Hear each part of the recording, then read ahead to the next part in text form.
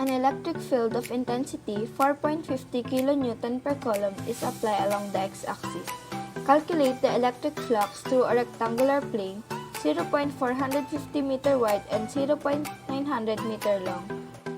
If the plane is parallel to the YZ plane, if the plane is parallel to the XY plane, and if the plane contains the y-axis and its normal makes an angle of 40 degrees with the x-axis.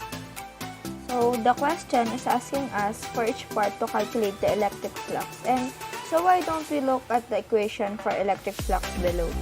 So the equation is electric flux equals to electric field times area of the surface cosine theta. Now, the angle will be between the electric field direction and the direction of what is called an area vector. And so, we'll have to take a closer look at what these two vectors actually mean. So, why don't we actually draw the scenario that's described in part A? So, here we have our traditional y-axis and x-axis, and then we have this third axis that we typically don't deal with in this course, but it does occasionally come up, and that is known as the z-axis. And the question notes that the electric field is applied along the x-axis. So why don't we draw an electric field vector that's pointing in the same direction as the x-axis? And then for part A, we're going to attempt to draw a rectangular plane that is parallel to the YZ plane. And so the YZ plane would be this region right here.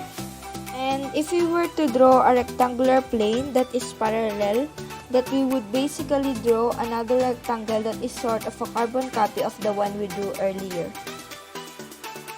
And with that rectangular plane, we can draw what is known as an area vector. And an area vector will always point perpendicular to the rectangular plane. So, we would draw a vector that's sort of projecting in this manner right here. What you want to ask yourself is, what is the angle between this area vector and the electric field vector that we had drawn just a moment ago?